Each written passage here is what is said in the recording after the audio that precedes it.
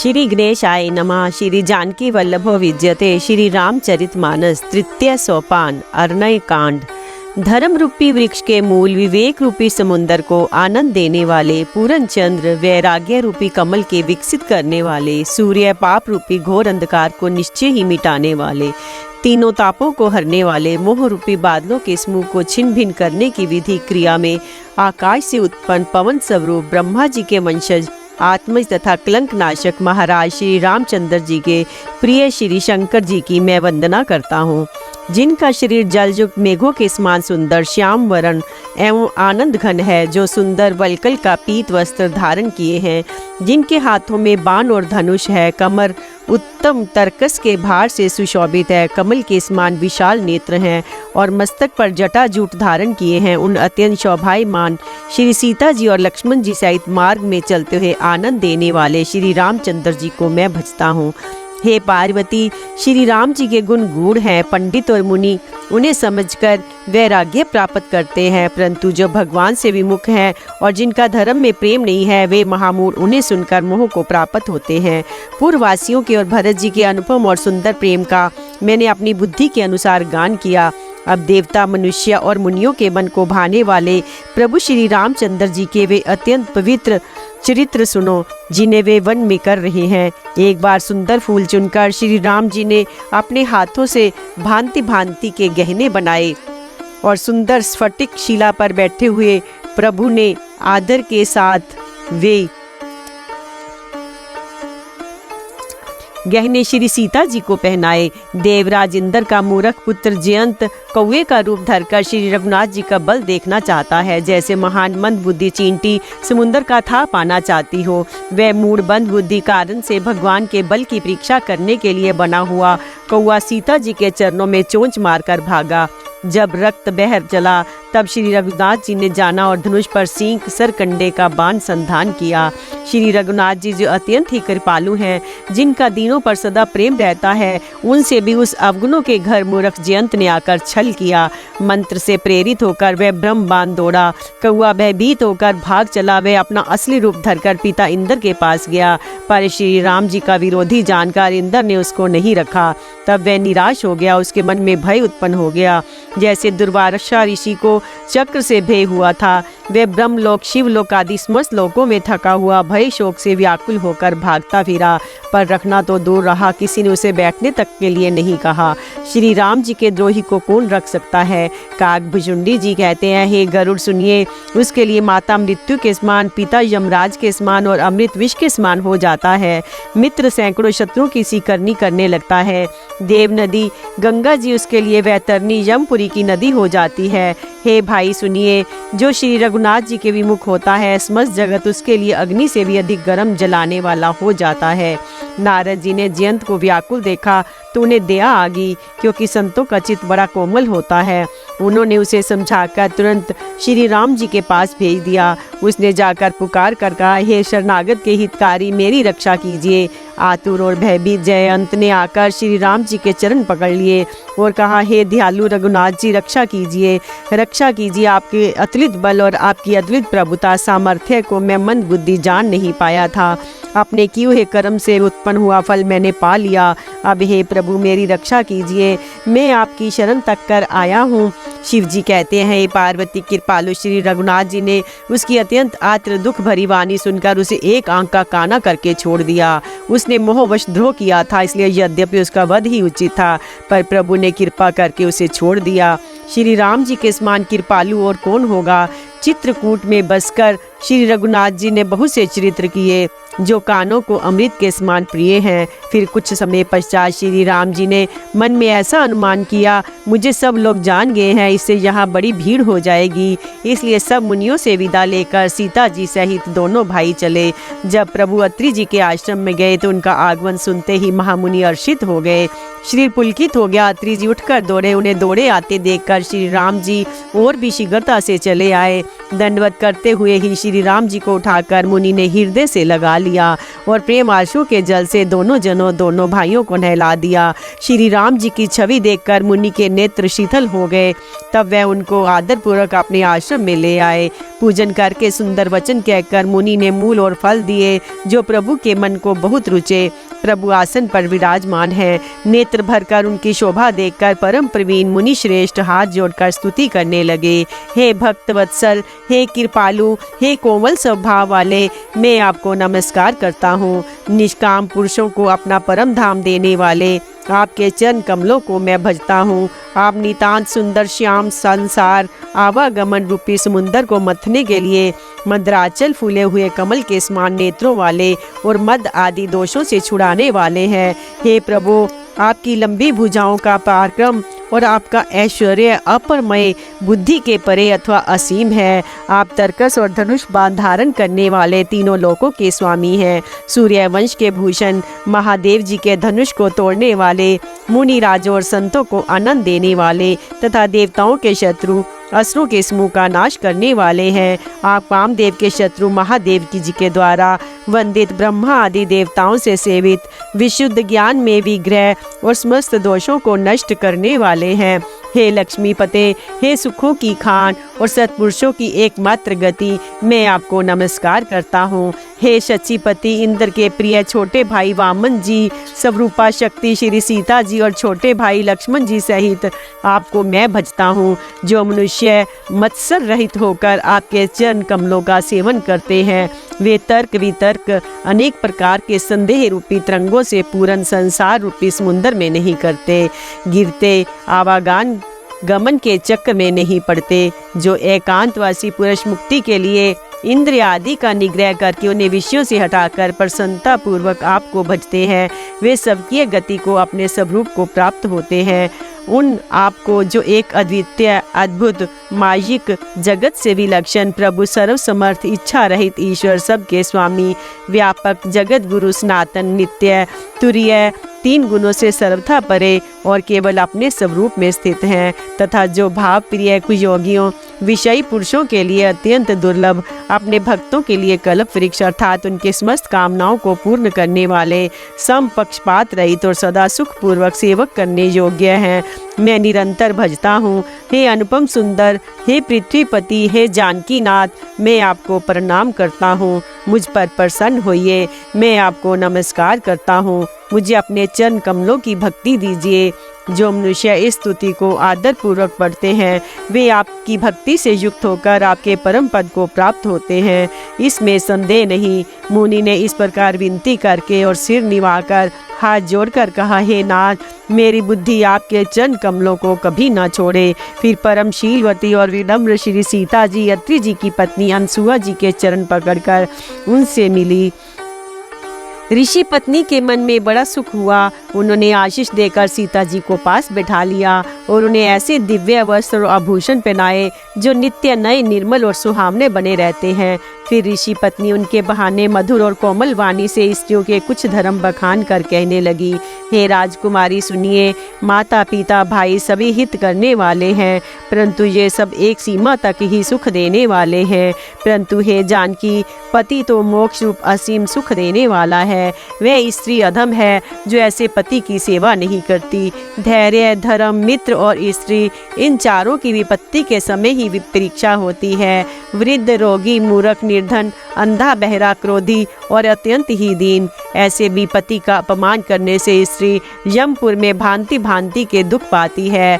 शरीर, वचन और मन से पति के चरणों में प्रेम करना स्त्री के लिए बस ये एक ही धर्म है, एक ही व्रत है, एक ही नियम है। जगत में 4 प्रकार की पतिव्रताएं हैं। वेद, पुराण और संत सब ऐसा कहते हैं कि उत्तम श्रेणी की पतिव्रता के मन में ऐसा भाव बसा रहता है कि जगत में मेरे पति को छोड़कर दूसरा पुरुष स्वप्न में भी नहीं है। मध्यम श्रेणी की पतिव्रता प्राय पति को कैसे देखती है, जैसे वे अपना सगा भाई, पित्र या पुता हो, अर्थात समान अवस्था वाले को वह भाई के रूप में देखती है और बड़े को पिता के रूप में और छोटे को पुत्र के रूप में देखती है। जो धर्म को विचार कर अपने कुल की मर्यादा छोड़कर समझकर बची रहती है, वह निकृष्ट निम्न श्रेणी की स्त्री है, ऐसा वेद कहते हैं।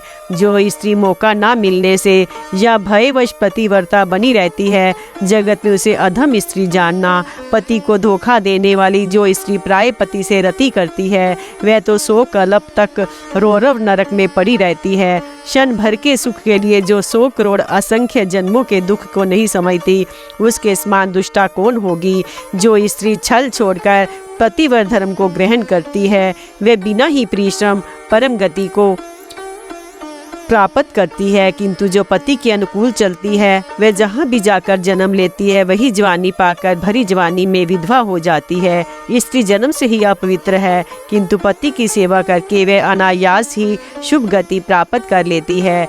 पतिव्रत धर्म के कारण ही आज भी तुलसी जी भगवान को प्रिय है और चारों वेद उनका यश गाते हैं। हे सीता, सुनो, तुम्हारा तो नाम ही ले लेकर स्त्रियां पतिव्रत धर्म का पालन करेंगी।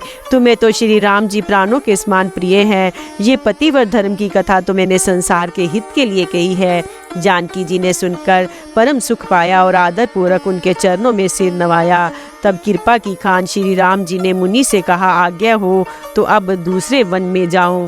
मुझ पर निरंतर कृपा करते रहिएगा और अपना सेवक जानकर स्नेह ना छोड़िएगा। धर्म धुरंधर प्रभु श्री राम जी के वचन सुनकर ज्ञानी मुनि प्रेम पूर्वक बोले, ब्रह्मा शिव और सनकादि आप भी सभी परमार्थवादी जिनकी कृपा चाहते हैं, हे राम जी, आप वही निष्काम पुरुषों के भी प्रिय और दीनों के बंधु भगवान हैं, जो इस प्रकार कोमल वचन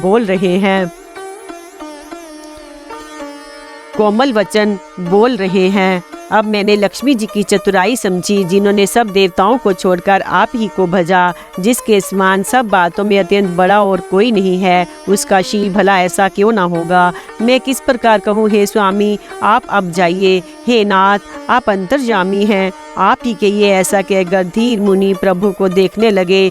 मुनि के नेत्रों से प्रेम आर्षों का जल बह रहा है और शरीर पुलकित है। मुनि अत्यंत प्रेम से पूर्ण है, उनका शरीर पुलकित है और नेत्रों को श्री राम जी के मुख कमल में लगाए हुए हैं। मन में विचार रहे कि मैंने ऐसे कौन से जप तप किए थे जिसके कारण मन, ज्ञान, गुण और इंद्रियों में परे प्रभु के दर्शन पाए। जप योग और धर्म समूह से मनुष्य अनुपम भक्ति को पाता है।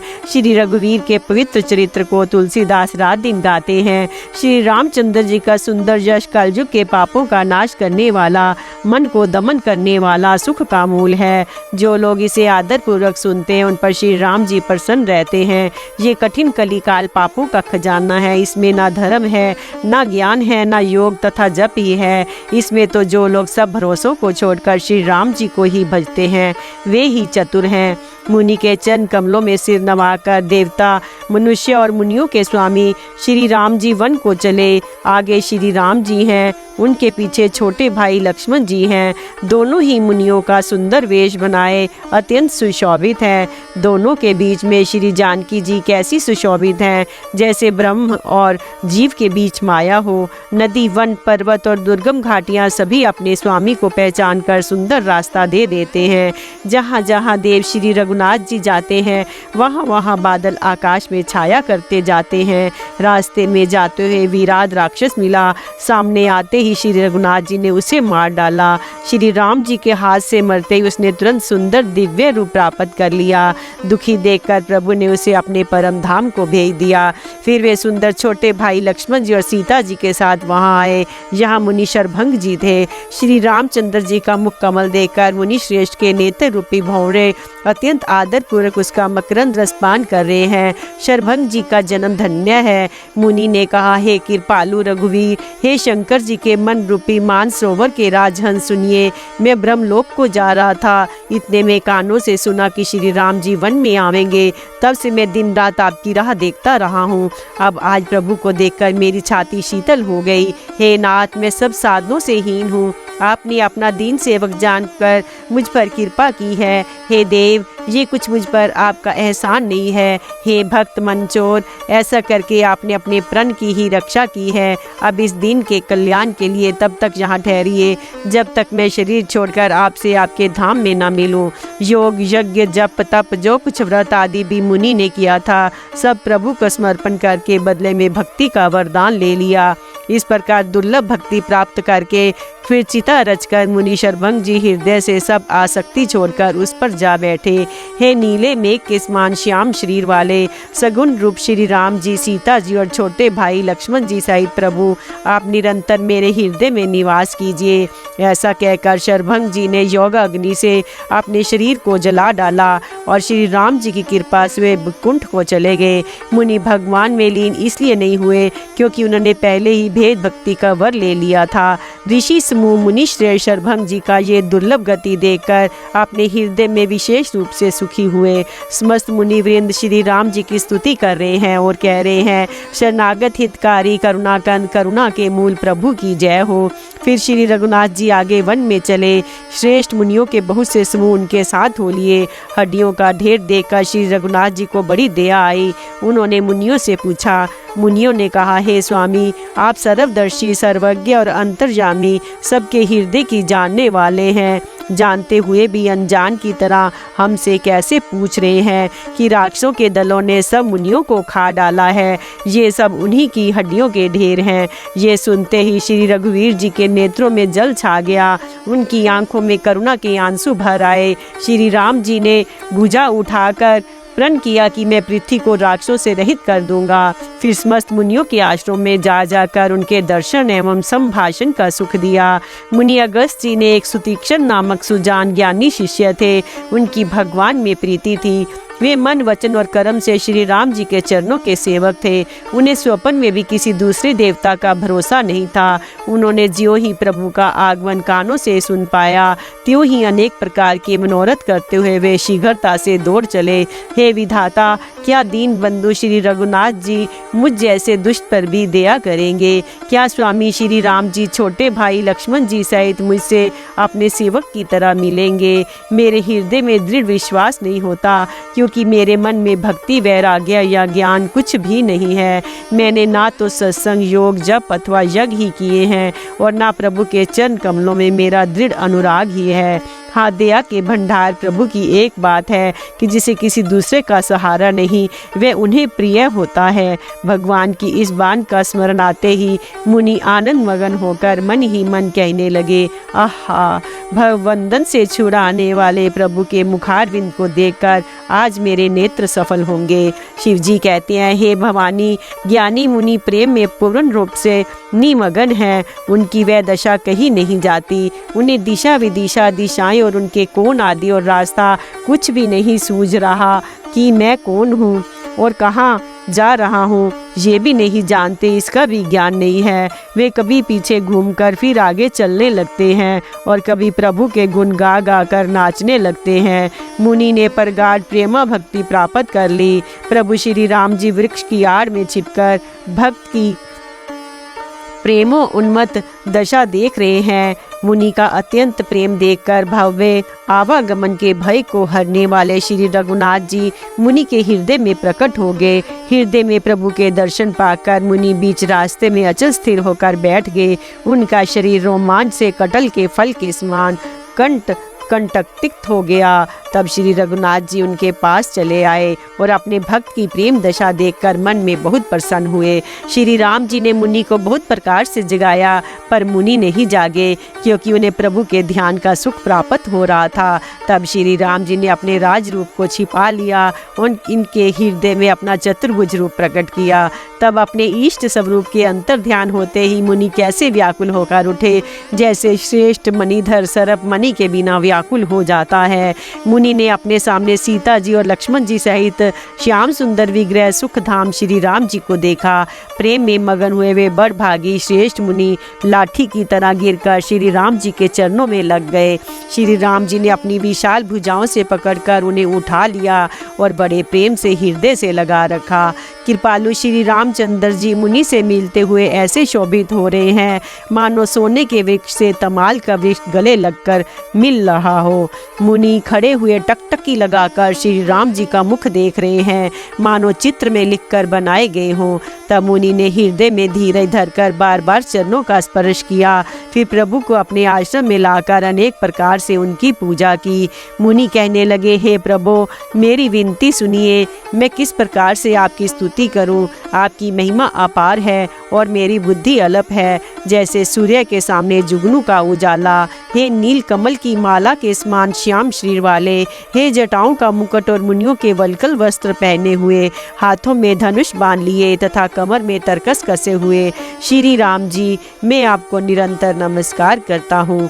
जो मोह रूपी घने वन को जलाने के लिए अग्नि है, संत रूपी कमलों के वन के प्रफुल्लित करने के लिए सूर्य है, राक्षस रूपी हाथियों के समूह के पछाड़ने के लिए सिंह है और भव रूपी पक्षी के मारने के लिए बाज रूप है, वे प्रभु सदा हमारी रक्षा करें। हे लाल कमल के समान नेत्र और सुंदर वेश वाले, सीता जी के नेत्र रूपी चकोर के चंद्रमा, शिव जी के हृदय रूपी मानसरोवर के बालहंस, विशाल हृदय और भुजा वाले श्री रामचंद्र जी, मैं आपको नमस्कार करता हूँ। जो संशय रूपी सर्प को ग्रसने के लिए गरुड़ है, अत्यंत कठोर तर्क से उत्पन्न होने वाले विषाद का नाश करने वाले हैं, आवागमन को मिटाने वाले और देवताओं के समूह को आनंद देने वाले हैं, वे कृपा के समूह श्री राम जी सदा हमारी रक्षा करें। हे निर्गुण सगुण विषम और समरूप, हे ज्ञान वाणी और इंद्रियों से अतीत, हे अनुपम निर्मल संपूर्ण दोष रहित अनंत एवं पृथ्वी का भार उतारने वाले श्री रामचंद्र जी, मैं आपको नमस्कार करता हूँ। जो भक्तों के लिए कल्प वृक्ष के बगीचे हैं, क्रोध लोभ मद और काम को डराने वाले हैं, अत्यंत ही चतुर और संसार रूपी समुद्र से तरने के लिए सेतु रूप हैं, वे सूर्य कुल की ध्वजा श्री राम जी सदा मेरी रक्षा करें। जिनकी भुजाओं का प्रताप अतुलनीय है, जो बल के धाम हैं, जिनका नाम कलयुग के बड़े भारी पापों का नाश करने वाला है, जो धर्म के कवच रक्षक हैं, जिनके गुण समूह आनंद देने वाले हैं, वे श्री राम जी निरंतर मेरे कल्याण का विस्तार करें। यद्यपि आप निर्मल व्यापक अविनाशी और सबके हृदय में निरंतर निवास करने वाले हैं, तथापि हे खरारी श्री राम जी, लक्ष्मण जी और सीता सहित वन में विचरने वाले आप इसी रूप में मेरे हृदय में निवास कीजिए। हे स्वामी, आपको जो सगुण निर्गुण और अंतर्यामी जानते हो, वे जाना करें। मेरे हृदय को तो कौशलपति कमल नयन श्री राम जी ही अपना घर बनावे। ऐसा अभिमान भूलकर भी ना छूटे कि मैं सेवक हूँ और श्री रघुनाथ जी मेरे स्वामी हैं। मुनि के वचन सुनकर श्री राम जी मन में बहुत प्रसन्न हुए। तब उन्होंने हर्षित होकर श्रेष्ठ मुनि को हृदय से लगा लिया और कहा, हे मुनि, मुझे परम प्रसन्न जानो, जो वर मांगो वही मैं तुम्हें दूँ। मुनि सुतीक्ष्ण जी ने कहा, मैंने तो वर कभी मांगा ही नहीं, मुझे समझ भी नहीं पड़ता कि क्या झूठ है और क्या सत्य है, क्या मांगूं क्या नहीं। अतः हे रघुनाथ जी, हे दासों को सुख देने वाले, आपको जो अच्छा लगे मुझे वही दीजिए। श्री रामचंद्र जी ने कहा, हे मुने, तुम प्रगाढ़ भक्ति वैराग्य विज्ञान और समस्त गुणों तथा ज्ञान के निधान हो जाओ। तब मुनि बोले, प्रभु ने जो वरदान दिया वह तो मैंने पा लिया, अब मुझे जो अच्छा लगता है वह दीजिए। हे प्रभु, हे श्री राम जी, छोटे भाई लक्ष्मण जी और सीता सहित धनुष बांधधारी आप निष्काम स्थिर होकर मेरे हृदय रूपी आकाश में चंद्रमा की भांति सदा निवास कीजिए। एव मस्तु, ऐसा ही हो, ऐसा उच्चारण कर लक्ष्मी निवास श्री रामचंद्र जी हर्षित होकर अगस्त ऋषि के पास चले। तब सुतीक्ष्ण जी बोले, गुरु अगस्त जी का दर्शन पाए और इस आश्रम में आए मुझे बहुत दिन हो गए, अब मैं भी प्रभु आपके साथ गुरु जी के पास चलता हूँ। इसमें हे नाथ, आप पर मेरा कोई एहसान नहीं है। मुनि की चतुरता देखकर कृपा के भंडार श्री राम जी उनके साथ हो लिए और दोनों भाई हंसने लगे। रास्ते में अपनी अनुपम भक्ति का वर्णन करते हुए देवताओं के राजराजेश्वर श्री राम जी अगस्त मुनि के आश्रम पर पहुँचे। सुतीक्ष्ण तुरंत ही गुरु अगस्त जी के पास की ओर दंडवत करके ऐसा कहने लगे, हे नाथ, अयोध्या के राजा दशरथ जी के कुमार जगदाधार श्री रामचंद्र जी छोटे भाई लक्ष्मण जी और सीता जी सहित आपसे मिलने आए हैं, जिनका हे देव आप रात दिन जप करते रहते हैं। ये सुनते ही अगस्त जी तुरंत ही उठ दौड़े। भगवान को देखते उनके नेत्रों में आनंद और प्रेम के आंसुओं का जल भर आया। दोनों भाई मुनि के चरणों कमलों पर गिर पड़े। ऋषि ने उठाकर बड़े प्रेम से उन्हें हृदय से लगा लिया ज्ञानी मुनि ने आदर पूर्वक कुशल पूछकर उनको लाकर श्रेष्ठ आसन पर बिठाया। फिर बहुत प्रकार से प्रभु की पूजा करके कहा कि मेरे समान भाग्यवान और दूसरा कोई नहीं है। वहाँ जहाँ तक जितने भी अन्य मुनिगण थे सभी आनंद कर श्री राम जी के दर्शन करके हर्षित हो गए। मुनियों के समूह में श्री रामचंद्र जी सबकी ओर सन्मुख होकर बैठे हैं, अर्थात प्रत्येक मुनि को श्री राम जी अपने ही सामने मुख करके बैठे दिखाई देते हैं। सब मुनि टकटकी लगाए उनके मुख को देख रहे हैं। ऐसा जान पड़ता है मानो चकोरों का समुदाय शरत पूर्णिमा के चंद्रमा की ओर देख रहा हो। तब श्री राम जी ने मुनि से कहा, हे प्रभु, आपसे तो कुछ छिपाव नहीं, मैं जिस कारण से आया हूँ वे आप जानते ही हैं। इसी से हे तात, मैंने आपसे समझाकर कुछ नहीं कहा। हे प्रभु, अब आप मुझे वही मंत्र दीजिए जिसे पाकर मैं मुनियों के द्रोही राक्षसों को मारूं। प्रभु की वाणी सुनकर मुनि मुस्कुराए और बोले, हे नाथ, आपने क्या समझकर मुझसे ये प्रश्न किया है? हे पापों का नाश करने वाले, मैं तो आप ही के भजन के प्रभाव से आपकी कुछ थोड़ी सी महिमा जानता हूँ। आपकी माया गूलर के विशाल वृक्ष के समान है, अनेकों ब्रह्मांडों के समूह ही जिसके फल हैं। चर और अचर जीव गूलर के फल के भीतर रहने वाले छोटे छोटे जंतुओं के समान उन ब्रह्मांड रूपी फलों के भीतर बसते हैं। वे अपने उस छोटे से जगत के सिवा दूसरा कुछ नहीं जानते। उन फलों का भक्षण करने वाला कठिन और कराल काल है। वह काल भी सदा आपसे भयभीत रहता है। उन्हीं आपने समस्त लोकपालों के स्वामी होकर भी मुझसे मनुष्य की तरह प्रश्न किया। हे कृपा के धान, मैं तो ये वर मांगता हूँ कि आप श्री सीता जी और छोटे भाई लक्ष्मण जी सहित मेरे हृदय में सदा निवास कीजिए। मुझे प्रगाढ़ भक्ति, वैराग्य, सत्संग और आपके चरण कमलों में अटूट प्रेम प्राप्त हो। यदि आप अखंड और अनंत ब्रह्म हैं, जो अनुभव से ही जानने में आते हैं, जिनका संत जन भजन करते हैं, यद्यपि मैं आपके ऐसे रूप को जानता हूँ और उसका वर्णन भी करता हूँ, तो भी लौट कर मैं सुगुण ब्रह्म में आपके इस सुंदर स्वरूप में ही प्रेम मानता हूँ। आप सेवकों को सदा ही बड़ाई दिया करते हैं। इसी से हे रघुनाथ जी, आपने मुझसे पूछा है। हे प्रभु, एक परम मनोहर और पवित्र स्थान है, उसका नाम पंचवटी है। हे प्रभु, आप दंडक वन को जहाँ पंचवटी है पवित्र कीजिए और श्रेष्ठ मुनि गौतम जी के कठोर शाप को हर लीजिए। हे रघुकुल के स्वामी, आप सब मुनियों पर दया करके वही निवास कीजिए। मुनि की आज्ञा पाकर श्री रामचंद्र जी वहाँ से चल दिए और शीघ्र ही पंचवटी के निकट पहुँच गए। वहाँ गिरिधराज जटायु से भेंट हुई। उसके साथ बहुत प्रकार से प्रेम बढ़ाकर प्रभु श्री रामचंद्र जी गोदावरी जी के समीप परन कुटी छाकर रहने लगे। जब से श्री राम जी ने वहाँ निवास किया, तब से मुनि सुखी हो गए। उनका डर जाता रहा। पर्वत, वन, नदी और तालाब शोभा से छा गए। वे दिनों दिन अधिक सुहावने मालूम होने लगे। पक्षी और पशुओं के समूह आनंदित रहते हैं। भौरे मधुर गुंजार करते हुए शोभा पा रहे हैं। यहाँ प्रत्यक्ष श्री राम जी विराजमान है। उस वन का वर्णन सरअपराध शेष जी भी नहीं कर सकते। एक बार प्रभु श्री राम जी सुख से बैठे हुए थे। उस समय लक्ष्मण जी ने उनसे छल रहित सरल वचन कहे। हे देवता, मनुष्य, मुनि और चराचर के स्वामी, मैं अपने प्रभु की तरह अपना स्वामी समझकर आपसे पूछता हूँ। हे देव, मुझे समझाकर वही कहिए जिससे सब छोड़कर मैं आपकी चरण रज की सेवा करूँ। ज्ञान, वैराग्य और माया का वर्णन कीजिए और उस भक्ति को कहिए जिसके कारण आप दया करते हैं। हे प्रभु, ईश्वर और जीव का भेद भी सब समझाकर कहिए जिससे आपके चरणों में मेरी प्रीति हो और शोक, मोह तथा भ्रम नष्ट हो जाए। श्री राम जी ने कहा, हे तात, मैं थोड़े ही में सब समझाकर कहे देता हूँ। तुम मन, चित्त और बुद्धि लगाकर सुनो। मैं और मेरा, तू और तेरा, यही माया है जिसने समस्त जीवों को वश में कर रखा है। इंद्रियों के विषयों को और जहाँ तक मन जाता है, हे भाई, उस सब को माया जानना। उससे भी एक विद्या और दूसरी अविद्या, इन दोनों भेदों को तुम सुनो। एक अविद्या दुष्ट दोष युक्त है और अत्यंत दुख रूप है, जिसके वश होकर जीव संसार रूपी कुएं में पड़ा हुआ है। और एक विद्या जिसके वश में गुण है, जो जगत की रचना करती है, वह प्रभु से ही प्रेरित होती है। उसके अपना बल कुछ भी नहीं है। ज्ञान वह है जहाँ जिसमें मान आदि एक भी दोष नहीं है और जो सब में समान रूप से ब्रह्म को देखता है।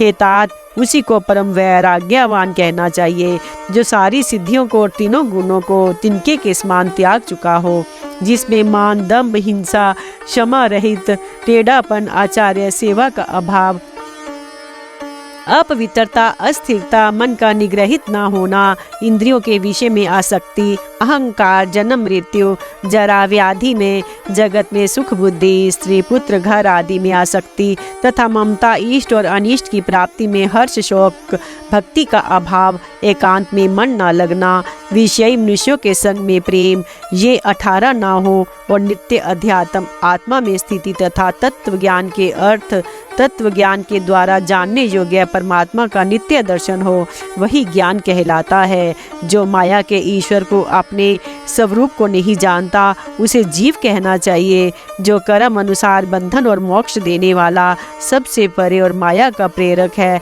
वह ईश्वर है। धर्म के आचरण से वैराग्य और योग से ज्ञान होता है तथा ज्ञान मोक्ष का देने वाला है, ऐसा वेदों ने वर्णन किया है। और हे भाई, जिससे मैं शीघ्र ही प्रसन्न होता हूँ वह मेरी भक्ति है, जो भक्तों को सुख देने वाली है।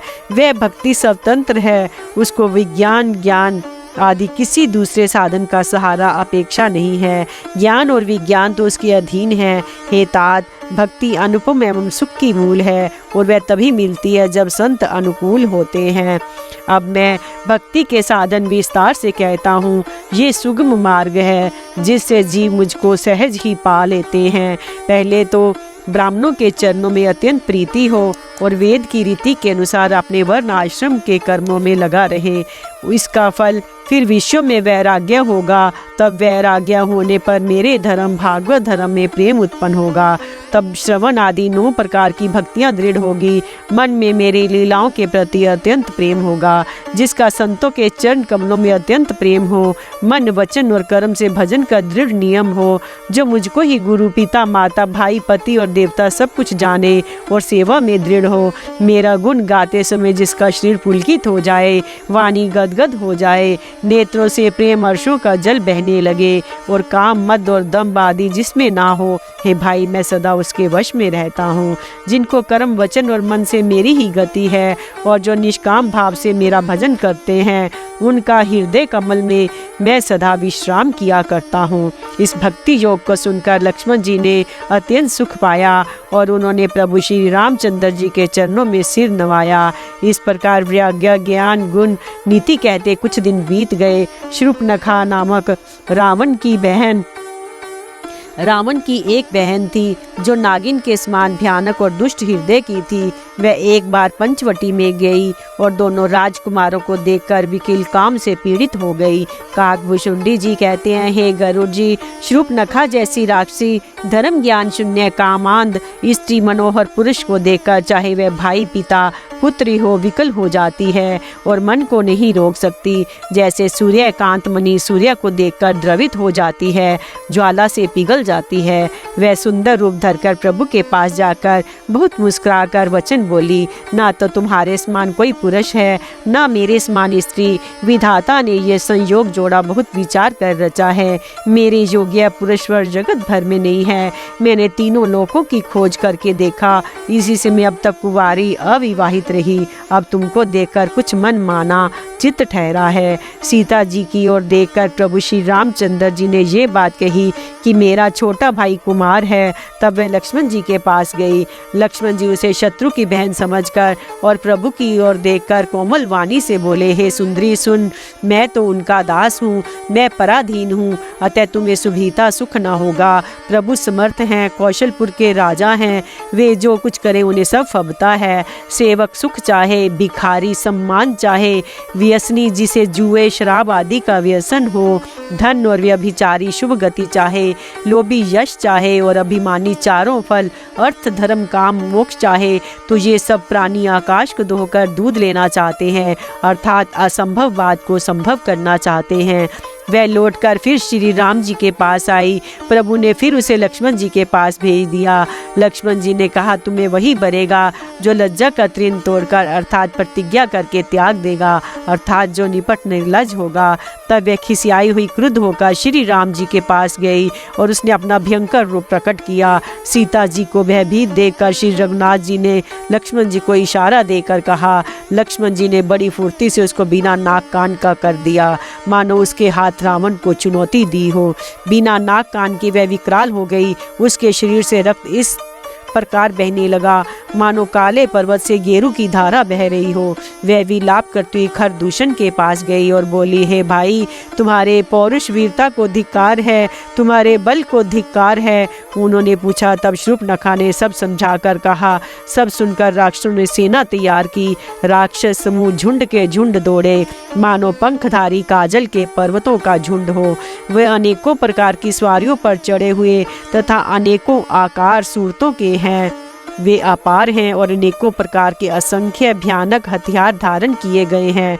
उन्होंने नाक कान कटी हुई अमंगल रूपनी शूर्पणखा को आगे कर लिया। अनगणित भयंकर अपशकुन हो रहे हैं, परंतु मृत्यु के वश होने के कारण वे सबके सब उनको कुछ गिनते ही नहीं। गरजते हैं, ललकारते हैं और आकाश में उड़ते हैं। सेना देखकर योद्धा लोग बहुत ही हर्षित होते हैं। कोई कहता है, दोनों भाइयों को जीता ही पकड़ लो, पकड़ कर मार डालो और स्त्री को छीन लो। आकाश मंडल धूल से भर गया।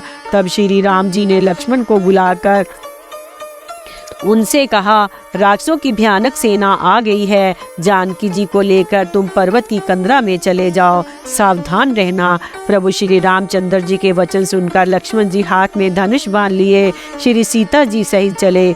शत्रुओं की सेना समीप चली आई है, ये देखकर श्री राम जी ने हंसकर कठिन धनुष को उठाया।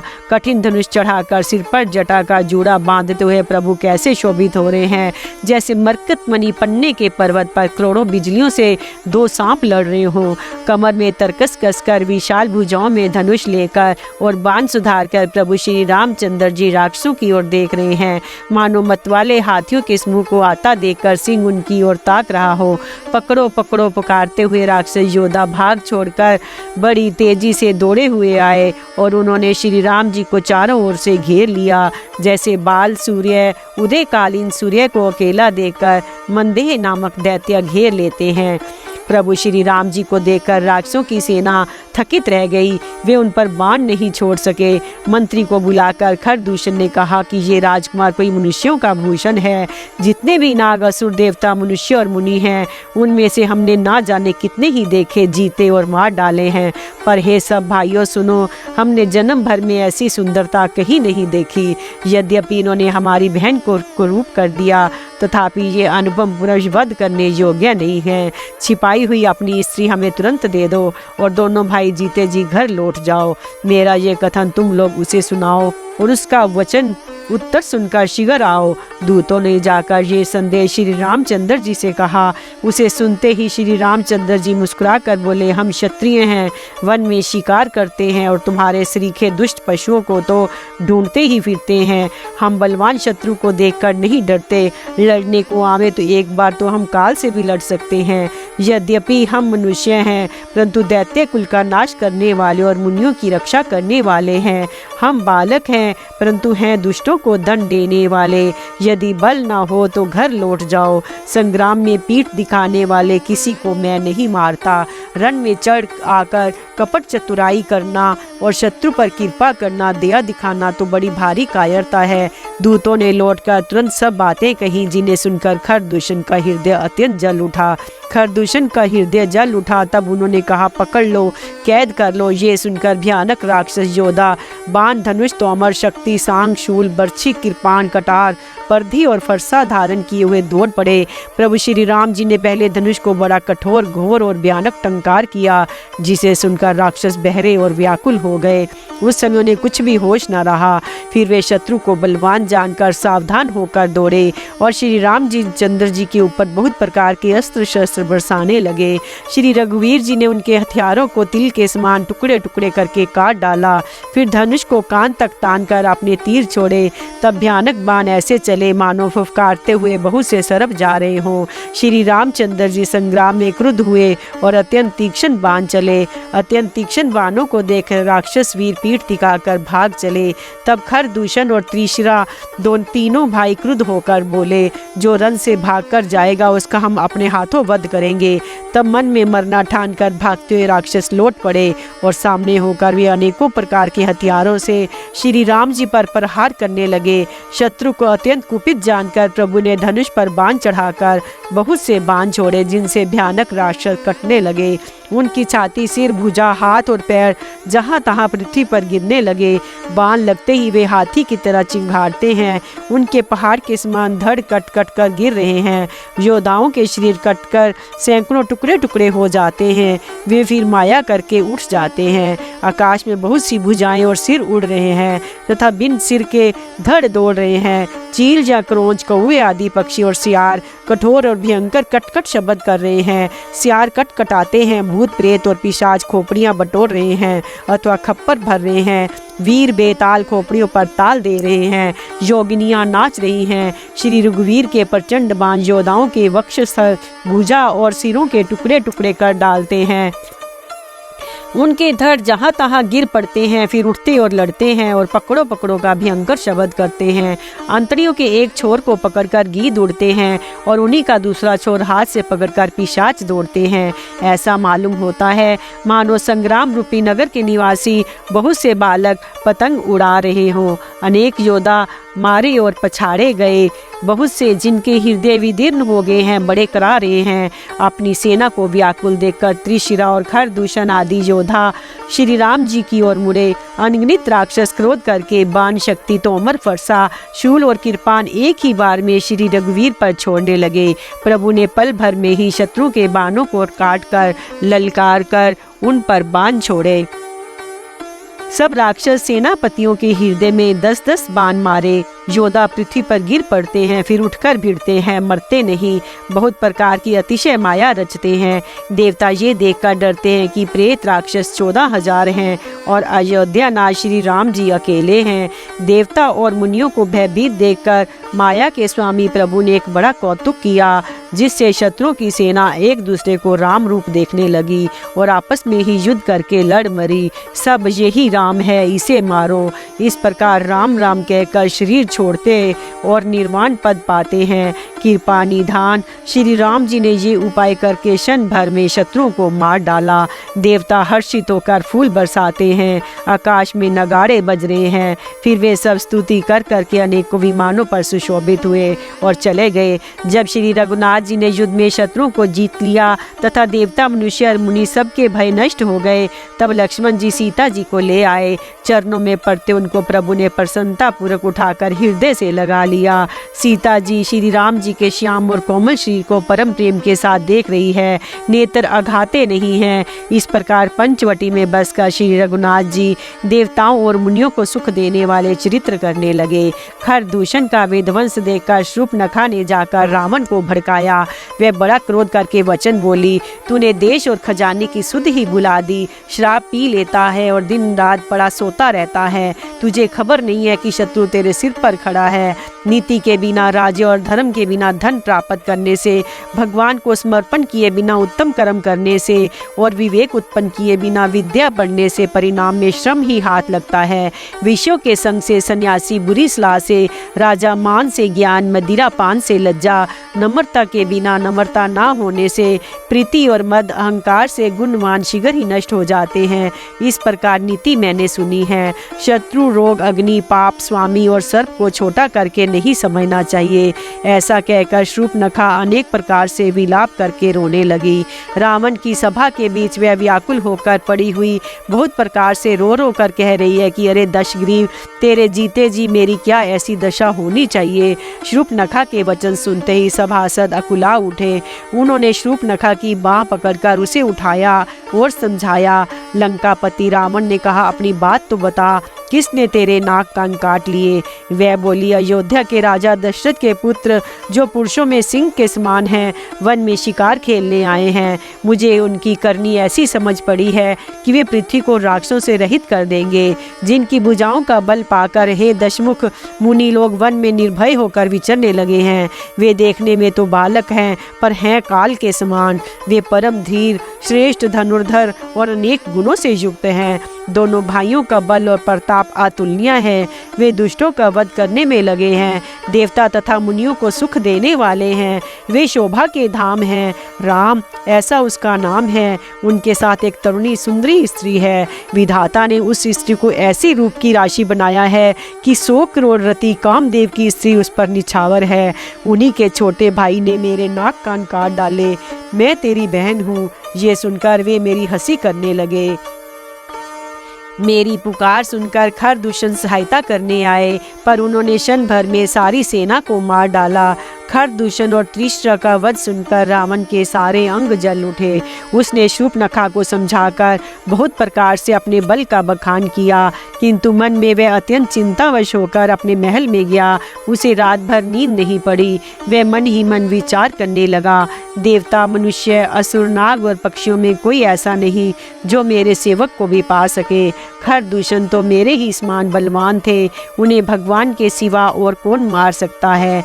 देवताओं को आनंद देने वाले और पृथ्वी का भार हरण करने वाले भगवान ने ही यदि अवतार लिया है, तो मैं जाकर उनसे हठपूर्वक वैर करूंगा और प्रभु के बाण के आघात से प्राण छोड़कर भव सागर से तर जाऊंगा। इस तामस शरीर से तो भजन होगा नहीं, अतएव मन, वचन और कर्म से यही दृढ़ निश्चय है। यदि वे मनुष्य रूप में कोई राजकुमार होंगे तो उन दोनों को रण में जीतकर उनकी स्त्री को हर लूंगा। यों विचार कर रावण रथ पर चढ़कर अकेला ही वहां चला। यह समुद्र के तट पर मारीच रहता था। शिव जी कहते हैं, हे पार्वती, यहाँ श्री रामचंद्र जी ने जैसी युक्ति रची वह सुंदर कथा सुनो। लक्ष्मण जी जब कंद मूल फल लेने के लिए वन में गए, तब अकेले में कृपा और सुख के समूह श्री रामचंद्र जी हंसकर जानकी जी से बोले, हे प्रिय, हे सुंदर पतिव्रत धर्म का पालन करने वाली सुशीले, सुनो, मैं अब कुछ मनोहर मनुष्य लीला करूँगा। इसलिए जब तक मैं राक्षसों का नाश करूं, तब तक तुम अग्नि में निवास करो। श्री राम जी ने ज्यों ही सब समझाकर कहा, त्यों ही श्री सीता जी प्रभु के चरणों को हृदय में धरकर अग्नि में समा गई। सीता जी ने अपनी ही छाया मूर्ति वहां रख दी, जो उनके जैसे ही शील स्वभाव और रूप वाली तथा वैसे ही विनम्र थी। भगवान ने जो कुछ लीला रची, इस रहस्य को लक्ष्मण जी ने भी नहीं जाना। स्वार्थ परायण और नीच रावण वहां गया जहां मारीच था और उसको सिर नवाया। नीच का झुकना नम्रता भी अत्यंत दुखदायी होता है, जैसे अंकुश, धनुष, साम और बिल्ली का झुकना। हे भवानी, दुष्ट की मीठी वाणी भी उसी प्रकार भय देने वाली होती है जैसे बिना ऋतु के फूल। तब मारीच ने उसकी पूजा करके आदर पूर्वक बात पूछी, हे तात, आपका मन किस कारण इतना अधिक व्यग्र है और आप अकेले आए हैं? भाग्यहीन रावण ने सारी कथा अभिमान सहित उसके सामने कही और फिर कहा, तुम छल करने वाले कपट मृग बनो, जिस उपाय से मैं उस राजवधु को हर लाऊं। तब उसने मारीच ने कहा, हे दशशीष, सुनिए, वे मनुष्य रूप में चराचर के ईश्वर हैं। हे तात, उनसे वैर ना कीजिए। उन्हीं के मारने से मरना और उनके जिलाने से जीना होता है। सबका जीवन मरण उन्हीं के अधीन है। यही राजकुमार मुनि विश्वामित्र के यज्ञ की रक्षा के लिए गए थे। उस समय श्री रघुनाथ जी ने बिना फल का बाण मुझे मारा था, जिससे मैं क्षण भर में 100 योजन पर आ गिरा। उनसे वैर करने में भलाई नहीं है। मेरी दशा तो भृंगी के कीड़े की सी हो गई है। अब मैं जहाँ तहाँ श्री राम लक्ष्मण दोनों भाइयों को ही देखता हूँ। और हे तात, यदि वे मनुष्य हैं तो बड़े शूरवीर हैं, उनसे विरोध करने में पूरा ना पड़ेगा, सफलता नहीं मिलेगी। जिसने ताड़का और सुबाहु को मारकर शिवजी का धनुष तोड़ा और खरदूषण और त्रिशरा का वध कर डाला, ऐसा प्रचंड बली भी कहीं मनुष्य हो सकता है।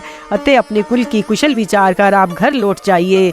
ये सुनकर रावण जल उठा। उसने बहुत सी गालियां दी, दुर्वचन कहे, कहा, अरे मूर्ख, तू गुरु की तरह मुझे ज्ञान सिखाता है। बता तो संसार में मेरे समान योद्धा कौन है?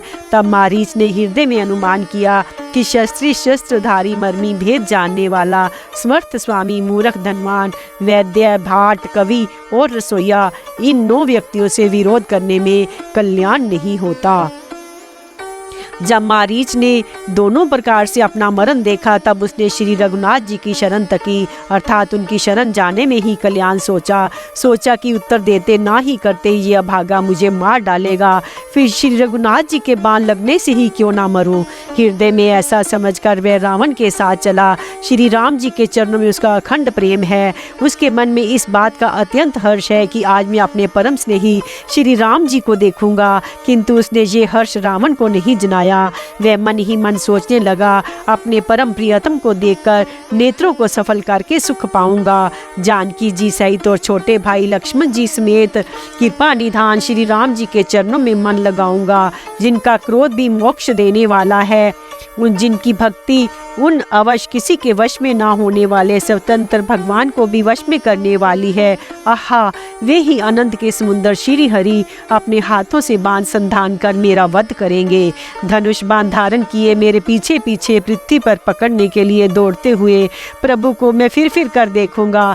मेरे समान धन्य दूसरा कोई नहीं है। जब रावण उस वन के जिस वन में श्री रघुनाथ जी रहते थे निकट पहुंचा, तब मारीच कपट मृग बन गया। वे अत्यंत ही विचित्र था, कुछ वर्णन नहीं किया जा सकता। सोने का शरीर मणियों से जड़कर बनाया था। सीता जी ने उस परम सुंदर हिरण को देखा जिसके अंग अंग की छटा अत्यंत मनोहर थी। वे कहने लगी, हे देव, हे कृपालु रघुवीर, सुनिए, इस मृग की छाल बहुत ही सुंदर है। जानकी जी ने कहा, हे सत्य प्रतिज्ञा प्रभु, इसको मारकर इसका चमड़ा ला दीजिए। तब श्री रघुनाथ जी मारीच के कपट मृग बनने का सब कारण जानते हुए भी देवताओं का कार्य बनाने के लिए हर्षित होकर उठे। हिरण को देखकर श्री राम जी ने कमर में फेंटा बांधा और हाथ में धनुष लेकर उस पर सुंदर दिव्य बाण चढ़ाया। फिर प्रभु ने लक्ष्मण जी को समझाकर कहा, हे भाई, वन में बहुत से राक्षस फिरते हैं। तुम बुद्धि और विवेक के द्वारा बल और समय का विचार करके सीता की रखवाली करना। प्रभु को देखकर मृग भाग चला। श्री रामचंद्र जी भी धनुष चढ़ाकर उसके पीछे दौड़े। वेद जिनके विषय में नेति नेति कहकर रह जाते हैं और शिव जी भी जिन्हें ध्यान में नहीं पाते, अर्थात जो मन वाणी से नितांत परे हैं, वे ही श्री राम जी माया से बने हुए मृग के पीछे दौड़ रहे हैं।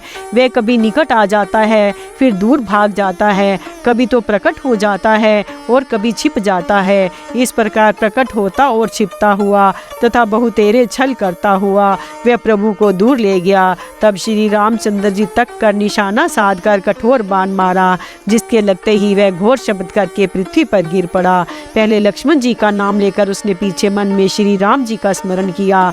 प्राण त्याग करते समय उसने अपना राक्षसी शरीर प्रकट कर दिया और प्रेम से श्री राम जी का स्मरण किया। सुजान सर्वज्ञ श्री राम जी ने उसके हृदय के प्रेम को पहचान कर उसे वह गति अपना परम पद दी जो मुनियों को भी दुर्लभ है। देवता बहुत से फूल बरसा रहे हैं और प्रभु के गुण की गाथाएं स्तुतियां गा रहे हैं। श्री रघुनाथ जी ऐसे दीन बंधु हैं कि उन्होंने असुर को भी अपना परम पद दे दिया।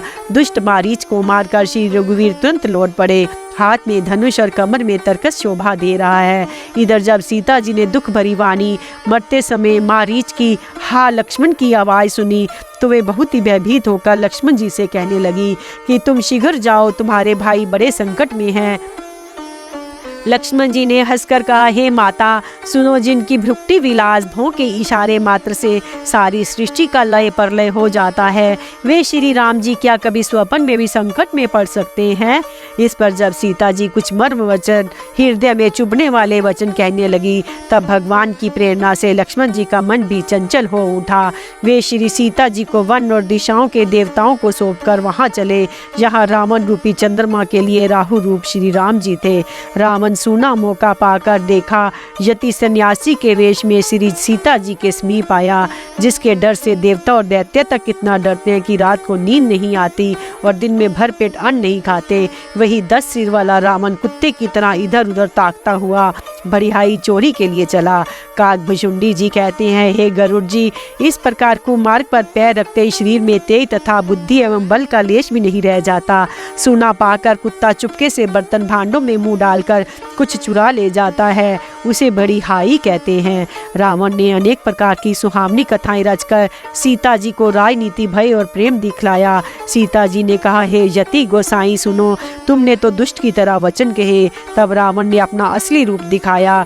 जब नाम सुनाया तब तो सीता जी भयभीत हो गई। उन्होंने गहरा धीरज धरकर कहा, अरे दुष्ट, खड़ा तो रह, प्रभु आ गए।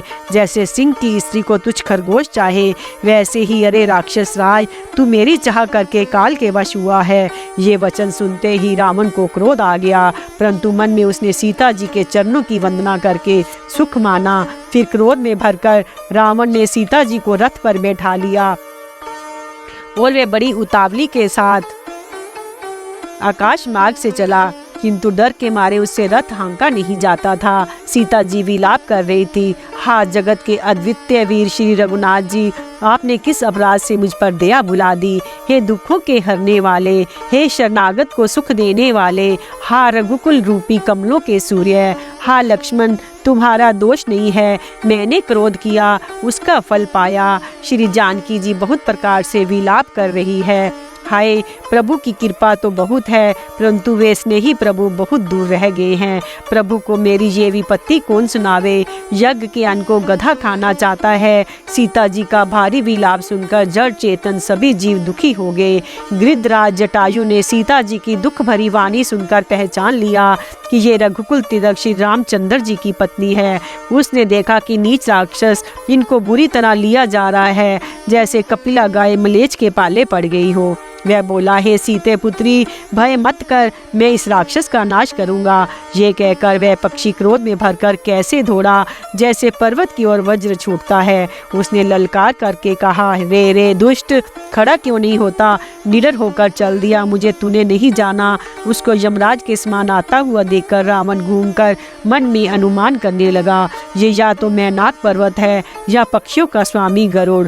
पर वह गरुड़ तो अपने स्वामी विष्णु सहित मेरे बल को जानता है। कुछ पास आने पर रावण ने उसे पहचान लिया और बोला, ये तो बूढ़ा जटायु है, ये मेरे हाथ रूपी तीरथ में शरीर छोड़ेगा। ये सुनते ही गीत क्रोध में भरकर बड़े वेग से दौड़ा और बोला, रावण, मेरी सिखावन सुन, जानकी जी को छोड़कर कुशल पूर्वक अपने घर चला जा, नहीं तो हे बहुत भुजाओं वाला ऐसा होगा कि श्री राम जी की क्रोध रूपी अत्यंत भयानक अग्नि में तेरा सारा वंश पतंगा होकर भस्म हो जाएगा। योद्धा रावण कुछ उत्तर नहीं देता। तब गीत क्रोध करके दौड़ा। उसने रावण के बाल पकड़कर उसे रथ के नीचे उतार लिया। रावण पृथ्वी पर गिर पड़ा। गीत सीता जी को एक ओर बैठाकर फिर लौटा और चोंचों से मार मारकर रावण के शरीर को विदीर्ण कर दिया। इससे उसका एक घड़ी के लिए मूर्छा हो गई। तब खिसियाए हुए रावण ने क्रोधयुक्त होकर अत्यंत भयानक कटार निकाली और उससे जटायु के पंख काट डाले। पक्षी जटायु श्री राम जी की अद्भुत लीला का स्मरण करके पृथ्वी पर गिर पड़ा। सीता जी को फिर रथ पर चढ़ाकर रावण बड़ी उतावली के साथ चला। उसे भय कम ना था। सीता जी आकाश में विलाप करती हुई जा रही है, मानो व्याध के वश में पड़ी हुई जाल में फंसी हुई कोई भयभीत हिरनी हो। पर्वत पर बैठे हुए बंदरों को देखकर सीता जी ने हरि नाम लेकर वस्त्र डाल दिया। इस प्रकार वह सीता जी को ले गया और उन्हें अशोक वन में जा रखा। सीता जी को बहुत प्रकार से भय और प्रीति दिखलाकर जब वह दुष्ट हार गया, तब उन्हें यत्न करा के सब व्यवस्था ठीक करा के अशोक वृक्ष के नीचे रख दिया। जिस प्रकार कपट मृग के साथ श्री राम जी दौड़े चले थे, उसी छवि को हृदय में रखकर वे हरि नाम रटती रहती है। इधर श्री रघुनाथ जी छोटे भाई लक्ष्मण जी को आते देखकर ब्रह्म रूप से बहुत चिंता की और कहा, हे भाई, तुमने जानकी को अकेले छोड़ दिया और मेरी आज्ञा का उल्लंघन करके यहाँ चले आए। राक्षसों के झुंड वन में फिरते रहते हैं। मेरे मन में ऐसा आता है कि सीता आश्रम में नहीं है। छोटे भाई लक्ष्मण जी ने श्री राम जी के चरण कमलों को पकड़कर हाथ जोड़कर कहा, हे नाथ, मेरा कुछ भी दोष नहीं है। लक्ष्मण जी सहित प्रभु श्री राम जी वहां गए। यहाँ गोदावरी के तट पर उनका आश्रम था। आश्रम को जानकी जी से रहित देखकर श्री राम जी साधारण मनुष्य की भांति व्याकुल और दीन दुखी हो गए। वे विलाप करने लगे, हा गुणों की खान जानकी, हा रूपशील, व्रत और नियमों से पवित्र सीते। लक्ष्मण जी ने बहुत प्रकार से समझाया। तब श्री राम जी लताओं वृक्षों की पंक्तियों से पूछते हुए चले, हे पक्षियों, हे पशुओं, हे भौरों की पंक्तियों, तुमने कहीं मृग नयनी सीता को देखा है? खंजन, तोता, कबूतर, हिरन, मछली, भौरों का समूह, प्रवीण कोयल, कुंदकली, अनार, बिजली, कमल, शरद का चंद्रमा और नागनी, वरुण का पाश, कामदेव का धनुष, हंस, गज और सिंह, ये सब आज अपनी प्रशंसा सुन रहे हैं। बेल, स्वरण और केला हर्षित हो रहे हैं। उनके मन में जरा भी शंका और संकोच नहीं है। हे जानकी, सुनो, तुम्हारे बिना ये सब आज ऐसे हर्षित हैं मानो राज पा गए हूँ। अर्थात तुम्हारे अंगों के सामने ये सब तुच्छ, अपमानित और लज्जित थे। आज तुम्हें ना देखकर ये अपनी शोभा के अभिमान अभिमान में फूल रहे हैं। तुमसे ये अनक स्पर्धा कैसे सही जाती है? हे प्रिय, तुम शीघ्र ही प्रकट क्यों नहीं होती? इस प्रकार अनंत ब्राह्मणों के अथवा महामहिमामयी स्वरूपा शक्ति श्री सीता जी के स्वामी श्री राम जी सीता जी को खोते हुए इस प्रकार विलाप करते हैं, मानो कोई महाविरही अत्यंत कामी पुरुष हो। पूर्ण काम आनंद की राशि अजन्म और अविनाशी श्री राम जी मनुष्यों के से चरित्र कर रहे हैं। आगे जाने पर उन्हें गृधपति जटायु को पड़ा देखा। वह श्री राम जी के चरणों का स्मरण कर रहा था, जिनमें ध्वजा कुलिश आदि की रेखाएं चिन्ह हैं। कृपा सागर श्री रघुवीर ने अपने कर कमल से उसके सिर का स्पर्श किया, उसके सिर पर कमल फेर दिया। शोभा धाम श्री राम जी का परम सुंदर मुख देखकर उसकी सब पीड़ा जाती रही। तब धीरज धरकर गीत ने ये वचन कहा, हे भव जन्म मृत्यु के भय का नाश करने वाले श्री राम जी सुनिए। हे नाथ, रावण ने मेरी ये दशा की है, उसी दुष्ट ने जानकी जी को हर लिया है। हे गोसाई, वह उन्हें लेकर दक्षिण दिशा को गया है। सीता जी कुर्री की तरह अत्यंत विलाप कर रही थी। हे प्रभु, मैंने आपके दर्शनों के लिए प्राण रोक रखे थे। हे कृपा निधान, अब ये चलना ही चाहते हैं। श्री रामचंद्र जी ने कहा, हे तात, शरीर को बनाए रखिए। तब उसने मुस्कुराते हुए मुंह से ये बात कही, मरते समय जिनका नाम मुख में आ जाने से अधम महान पापी भी मुक्त हो जाता है, ऐसा वेद गाते हैं, वही आप मेरे नेत्रों के विषय होकर सामने खड़े हैं। हे नाथ, मैं किस कमी की पूर्ति के लिए देह को रखूं? नेत्रों में जल भरकर श्री रघुनाथ जी कहने लगे, हे तात, आपने अपने श्रेष्ठ कर्मों से दुर्लभ गति पाई है। जिनके मन में दूसरों का हित बसता है, समाया रहता है, उनके लिए जगत में कुछ भी दुर्लभ नहीं है। हे तात, शरीर छोड़कर आप मेरे परम धाम में जाइए। मैं आपको क्या दूं? आप तो पूर्ण काम हैं। हे तात, सीताहरण की बात आप जाकर पिताजी से ना कहिएगा। यदि मैं राम हूँ तो दशमुख रावण कुटुंब सहित वहाँ आकर स्वयं ही कहेगा। जटायु ने गीध की देह त्याग कर हरि का रूप धारण किया और बहुत से अनुपम दिव्य आभूषण और दिव्य पीताम्बर पहन लिए। श्याम शरीर है, विशाल चार भुजाएं हैं और नेत्रों में प्रेम तथा आनंद के आंसुओं का जल भरकर वह स्तुति कर रहा है। हे राम जी, आपकी जय हो। आपका रूप अनुपम है, आप निर्गुण हैं, सगुण हैं, सत्य ही गुणों के माया के प्रेरक हैं।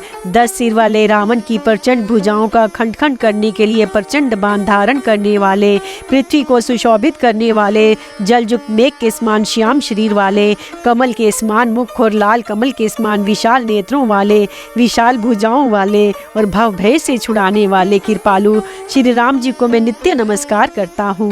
हे अपरिमित बल वाले हैं, अनादि अजन्मा अव्यक्त निराकार, एक अगोचर अलक्ष्य गोविंद, वेद वाक्यों द्वारा जानने योग्य, इंद्रियों से अतीत, जन्म मरण सुख दुख हर्ष शोक आदि द्वंद्वों को हरने वाले, विज्ञान की घन मूर्ति और पृथ्वी के आधार हैं तथा जो संत राम मंत्र को जपते हैं, उन अनंत सेवकों के मन को आनंद देने वाले हैं। उन निष्काम प्रिय निष्काम जनों के प्रेमी अथवा उन्हें प्रिय तथा काम आदि दुष्ट वृत्तियों के दल का दलन करने वाले श्री राम जी को मैं नित्य नमस्कार करता हूँ, जिनको श्रुतियाँ निरंजन माया से परे ब्रह्म व्यापक निर्विकार और जन्म रहित कहकर गान करती हैं। मुनि जी ने ध्यान ज्ञान वैराग्य और योग आदि अनेक साधन करके पाते हैं, वे ही करुणा कन शोभा के समूह स्वयं श्री भगवान प्रकट होकर जड़ चेतन समस्त जगत को मोहित कर रहे हैं। मेरे हृदय कमल के भ्रमर रूप उनके अंग अंग में बहुत से कामदेवों को छवि शोभा पा रही है, जो अगम और सुगम है, निर्मल स्वभाव है, विषय और सम है और सदा शीतल शांत है, मन और इंद्रियों को सदा वश में करते हुए योगी बहुत साधन करने पर जिन्हें देख पाते हैं, वे तीनों लोकों के स्वामी रमा निवास श्री राम जी निरंतर अपने दासों के वश में रहते हैं। वे ही मेरे हृदय में निवास करें, जिनकी पवित्र कीर्ति आवागमन को मिटाने वाली है। अखंड भक्ति का वर पाकर गिरिराज जटायु श्री हरि के परम धाम को चला गया। श्री रामचंद्र जी ने उसकी दाह कर्म आदि सारी क्रियाएं यथा योग्य अपने हाथों से की। श्री रघुनाथ जी अत्यंत कोमल चित्त वाले, दीन दयालु और बिना ही कारण कृपालु हैं। गीध पक्षियों में भी अधम पक्षी और मांसाहारी था, उसको भी वह दुर्लभ गति दी जिसे योगी जन मांगते रहते हैं। शिव जी कहते हैं, हे पार्वती सुनो, वे लोग अभागे हैं जो भगवान को छोड़कर विषयों से अनुराग करते हैं। फिर दोनों भाई सीता जी को खोजते हुए आगे चले। वे वन की सघनता देखते जाते हैं। वे सघन वन लताओं और वृक्षों से भरा है। उसमें बहुत से पक्षी, मृग, हाथी और सिंह रहते हैं। श्री राम जी ने रास्ते में आते हुए कबंध राक्षस को मार डाला। उसने अपने शाप की सारी बात कही। वह बोला, दुर्वासा जी ने मुझे शाप दिया था, अब प्रभु के चरणों के देखने से वह पाप मिट गया। श्री राम जी ने कहा, हे गंधर्व सुनो, मैं तुम्हें कहता हूँ, ब्राह्मण कुल से द्रोह करने वाला मुझे नहीं सुहाता।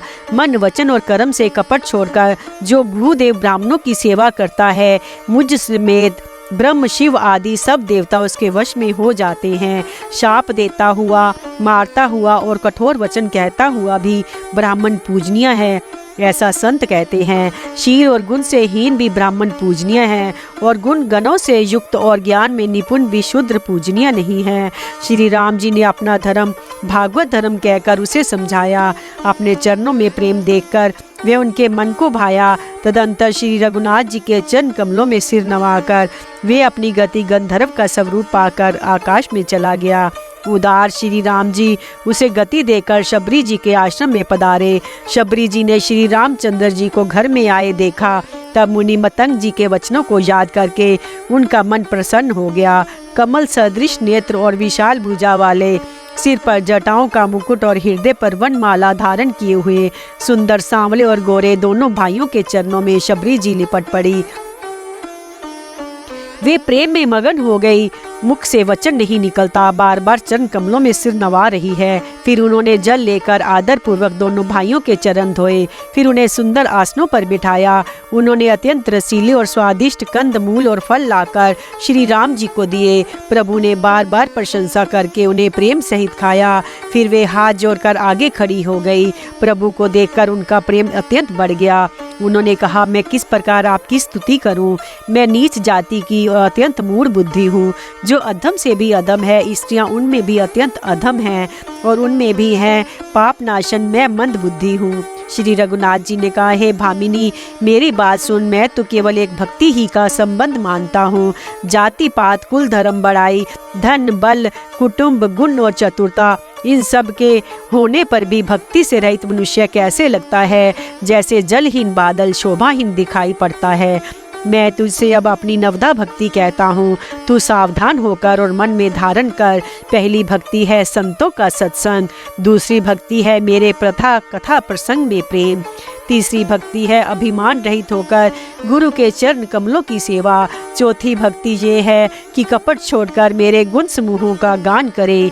मेरे राम मंत्र का जप और मुझ में दृढ़ विश्वास। ये पांचवी भक्ति है जो वेदों में प्रसिद्ध है। छठी भक्ति है इंद्रियों का निग्रह, शील, अच्छा स्वभाव या चरित्र, बहुत कार्यों से वैराग्य और निरंतर संत पुरुषों के धर्म आचरण में लगे रहना। सातवीं भक्ति है जगत भर को समभाव में मुझे ओत प्रोत राममय देखना और संतों को मुझसे अधिक करके मानना। आठवीं भक्ति है जो कुछ मिल जाए उसी में संतोष करना और स्वपन में भी प्राय दोषों को ना देखना। नवीं भक्ति है सरलता और सबके साथ कपट रहित बर्ताव करना। हृदय में मेरा भरोसा रखना और किसी भी अवस्था में हर्ष और विषाद का ना होना। इन नवों में से जिनमें एक भी होती है वे स्त्री पुरुष जड़ चेतन कोई भी हो, हे भामिनी, मुझे वही अत्यंत प्रिय है। फिर तुझ में तो सभी प्रकार की भक्ति दृढ़ है। अतएव जो गति योगियों को भी दुर्लभ है वही आज तेरे लिए सुलभ हो गई है।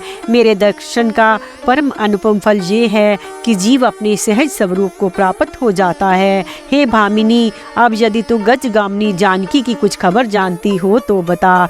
शबरी ने कहा, हे रघुनाथ जी, आप पंपा नामक सरोवर को जाइए, वहाँ आपकी सुग्रीव से मित्रता होगी। हे देव, हे रघुवीर, वह सब हाल बतावेगा। हे धीर बुद्धि, आप सब जानते हुए मुझसे पूछते हैं। बार बार प्रभु के चरणों में सिर नवाकर प्रेम सहित उसने सब कथा सुनाई। सब कथा कहकर भगवान के मुख के दर्शन कर हृदय में उनके चरण कमलों को धारण कर लिया और योग अग्नि से देह को त्याग कर जलाकर वे उस दुर्लभ हरि पद में लीन हो गई। यहाँ से लौटना नहीं होता। तुलसीदास जी कहते हैं, अनेकों प्रकार के कर्म, अधर्म और बहुत से मत, ये सब शोकप्रद हैं। हे मनुष्यों, इनका त्याग कर दो और विश्वास करके श्री राम जी के चरणों में प्रेम करो। जो नीच जाति की और पापों की जन्मभूमि थी, ऐसी स्त्री को भी जिन्होंने मुक्त कर दिया। और महादुर्बुद्धि मन, तू ऐसे प्रभु को भूलकर सुख चाहता है। श्री रामचंद्र जी ने उस वन को भी छोड़ दिया और वे आगे चले। दोनों भाई अतुलनीय, बलवान और मनुष्यों में सिंह के समान हैं। प्रभु वीर्य की तरह विषाद करते हुए अनेकों कथाएं और संवाद कहते हैं। हे लक्ष्मण, जरा वन की शोभा तो देखो, इसे देखकर किसका मन शुद्ध नहीं होगा। पक्षी और पशु के समूह सभी स्त्री सहित हैं, मानो वे मेरी निंदा कर रहे हैं। हमें देखकर जब डर के मारे हिरणों के झुंड भागने लगते हैं, तब हिरनियां उनसे कहती हैं, तुमको भय नहीं है, तुम तो साधारण हिरणों से पैदा हुए हो, अतः तुम आनंद करो। ये तो सोने का हिरण खोजने आए हैं। हाथी हथनियों को साथ लगा लेते हैं। वे मानो मुझे शिक्षा देते हैं कि स्त्री को कभी अकेली नहीं छोड़ना चाहिए। भली भांति चिंतन किए हुए शास्त्र को भी बार बार देखते रहना चाहिए। अच्छी तरह सेवा किए हुए भी राजा को वश में नहीं समझना चाहिए। और स्त्री को चाहे हृदय ही में क्यों ना रखा जाए, परंतु युवती, स्त्री, शास्त्र और राजा किसी के वश में नहीं रहते। हे तात, इस सुंदर बसंत को तो देखो। प्रिय के बिना मुझे ये भय उत्पन्न कर रहा है। मुझे विरह से व्याकुल, बलहीन और बिल्कुल अकेला जानकर कामदेव ने वन, भौरों और पक्षियों को साथ लेकर मुझ पर धावा बोल दिया। परंतु जब उसका दूत ये देख गया कि मैं भाई के साथ हूँ, अकेला नहीं हूँ, तब उसकी बात सुनकर कामदेव ने मानो सेना को रोककर डेरा डाल दिया है। विशाल वृक्षों में लताएं उलझी हुई ऐसी मालूम होती हैं, मानो नाना प्रकार के तंबू तान दिए गए हों। केला और ताड़ सुंदर ध्वजा पताका के समान है। इन्हें देखकर वही नहीं मोहित होता जिसका मन धीर है। अनेकों वृक्ष नाना प्रकार से फूले हुए हैं, मानो अलग अलग बाना वर्दी धारण किए हुए बहुत से तीर अंदाज हो। कहीं कहीं सुंदर वृक्ष शोभा दे रहे हैं, मानो योद्धा लोग अलग अलग होकर छावनी डाले हों। कोयले गूंज रही हैं, वही मानो मतवाले हाथी चिंगार रहे हैं। ढेक और मोहक पक्षी मानो ऊंट और खच्चर हैं। मोर, चकोर, तोते, कबूतर और हंस मानो सब सुंदर ताजी अरबी घोड़े हैं। तीतर और बटेर पैदल सिपाहियों के झुंड हैं। कामदेव की सेना का वर्णन नहीं हो सकता। पर्वतों की शिलाएं, रथ और जल के झरने नगाड़े हैं। पपीहे भाट हैं जो गुण समूह वीरदावली का वर्णन करते हैं। भोरों की गुंजार भेरी और शहनाई है। शीतल मंद और सुगंधित हवा मानो दूध का काम लेकर आई है। इस प्रकार चतुरंगनी सेना साथ लिए कामदेव मानो सबको चुनौती देता हुआ विचर रहा है। हे लक्ष्मण, कामदेव की इस सेना को देखकर जो धीर बने रहते हैं, जगत में उन्हीं को वीरों में प्रतिष्ठा होती है। इस कामदेव की एक स्त्री का बड़ा भारी बल है, उसमें जो बच जाए वही श्रेष्ठ योद्धा है। हे तात, काम, क्रोध और लोभ ये तीन अत्यंत प्रबल दुष्ट हैं।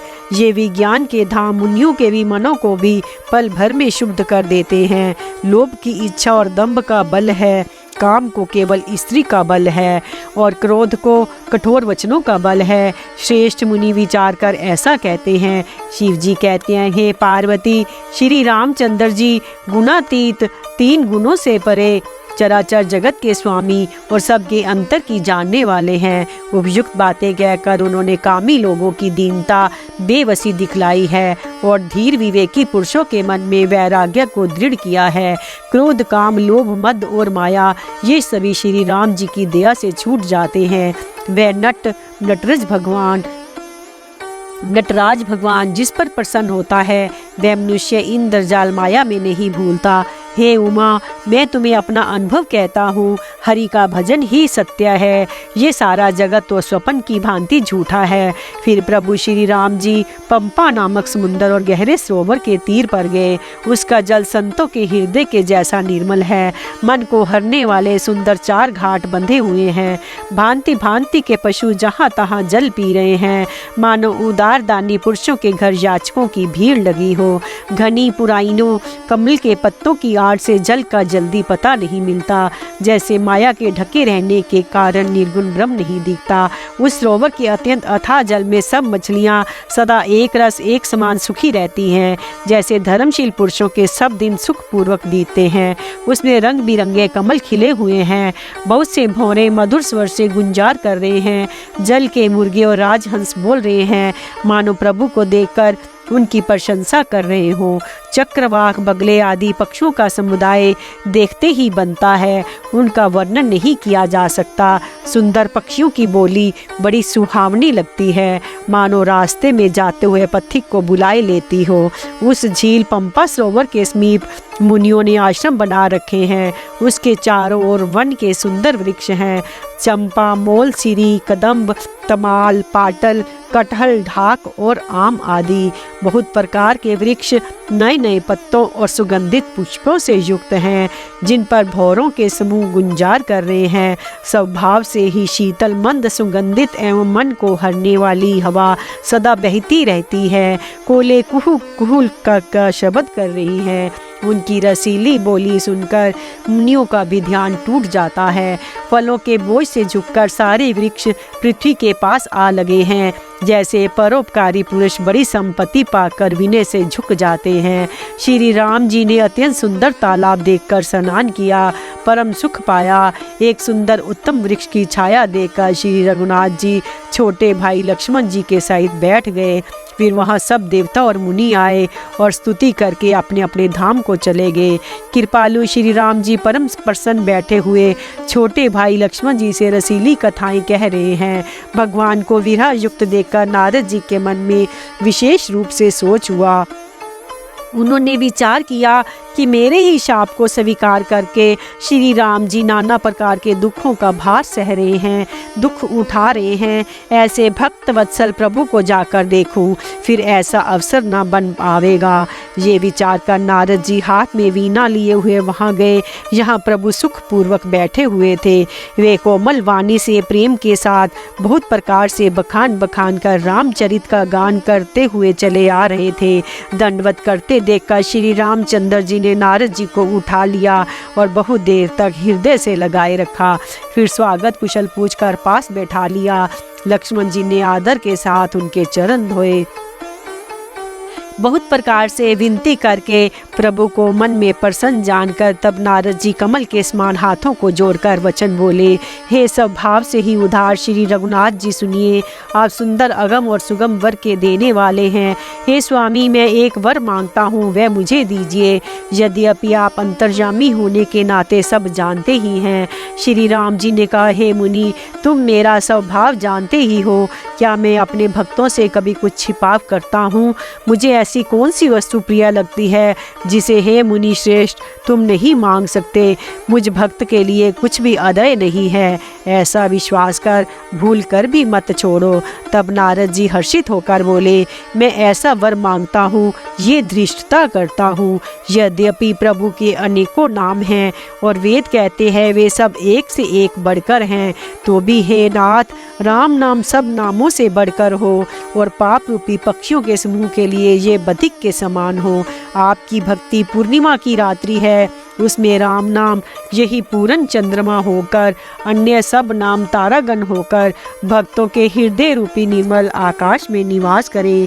कृपा सागर श्री रघुनाथ जी ने मुनि से एवं मस्तु ऐसा ही हो कहा। तब नारद जी ने मन में हर्षित होकर, अत्यंत हर्षित होकर प्रभु के चरणों में मस्तक नवाया। श्री रघुनाथ जी को अत्यंत प्रसन्न जानकर नारद जी फिर कोमल वाणी से बोले, हे राम जी, हे रघुनाथ जी सुनिए, जब आपने अपनी माया को प्रेरित करके मुझे मोहित किया था तब मैं विवाह करना चाहता था। हे प्रभु, आपने मुझे किस कारण विवाह नहीं करने दिया? प्रभु बोले, हे मुनि सुनो, मैं तुम्हें हर्ष के साथ कहता हूँ कि जो समस्त आशा भरोसा छोड़कर केवल मुझको ही भजते हैं, मैं सदा उनकी वैसी ही रखवाली करता हूँ जैसे माता बालक की रक्षा करती है। छोटा बच्चा जब दौड़कर आग और सांप को पकड़ने जाता है तो वहाँ माता उसे अपने हाथों अलग करके बचा लेती है। सियाना हो जाने पर उस पुत्र पर माता प्रेम तो करती है परंतु पिछली बात नहीं रहती, अर्थात मातृप्रायण शिशु की तरह फिर उसको बचाने की चिंता नहीं करती, क्योंकि वह माता पर निर्भर ना कर अपनी रक्षा आप करने लगता है। ज्ञानी मेरे प्रौढ़ सियाने पुत्र के समान है, और तुम्हारे जैसा अपने बल का मान ना करने वाला सेवक मेरे शिशु पुत्र के समान है। मेरे सेवक को केवल मेरा ही बल रहता है, और उसे ज्ञानी को अपना बल होता है। पर काम क्रोध रूपी शत्रु तो दोनों के लिए हैं। भक्त के शत्रु को मारने की जिम्मेवारी मुझ पर रहती है, क्योंकि वह मेरे प्राण होकर मेरा ही बल मानता है। परंतु अपने बल को मानने वाले ज्ञानी के शत्रुओं का नाश करने की जिम्मेवारी मुझ पर नहीं है। ऐसा विचार कर पंडित जन बुद्धिमान लोग मुझको ही भजते हैं। वे ज्ञान प्राप्त होने पर भी भक्ति को नहीं छोड़ते। काम क्रोध लोभ और मद आदि मोह अज्ञान की प्रबल सेना है। इन माया रूपनी माया की साक्षात मूर्ति स्त्री तो अत्यंत दारुण दुख देने वाली है। हे मुनि सुनो, पुराण वेद और संत कहते हैं कि मोह रूपी वन को विकसित करने के लिए स्त्री बसंत ऋतु के समान है। जप तप नियम रूपी संपूर्ण जल के स्थानों को स्त्री ग्रीष्म रूप होकर सर्वथा सोख लेती है। काम क्रोध मद और मत्सर आदि मेढक हैं। इनको वर्षा ऋतु होकर हर्ष प्रदान करने वाली एकमात्र यही स्त्री है। बुरी वासनाएं कुमुदों के समूह हैं। उनको सदैव सुख देने वाली ये शरद ऋतु है। समस्त धर्म कमलों के झुंड हैं। ये नीच विषय जन्य सुख देने वाले स्त्री हिम ऋतु होकर उन्हें जला डालती हैं। फिर ममता रूपी ज्वास का समूह वन स्त्री रूपी शिशिर ऋतु को पाकर हरा भरा हो जाता है। पाप रूपी उल्लुओं के समूह के लिए यह स्त्री सुख देने वाली घोर अंधकार में ही रात्रि है।